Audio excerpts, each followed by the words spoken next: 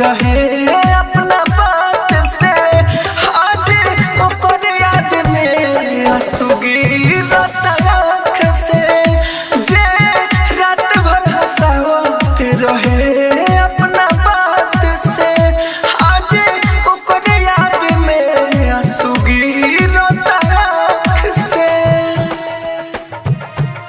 रात भर हंसावत रहे अपना बात से रहे अपना बात से आज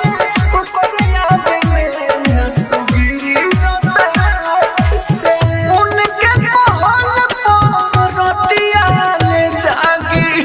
उहे लगा देली हमरा पर आगी ओकर याद में आंसू गिरत आँख से उनके कहल पर रतिया ले जागी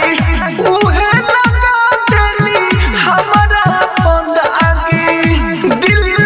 केहू से न लागी ओकरा बाद से आज ओकर याद में आंसू गिरत आँख से जे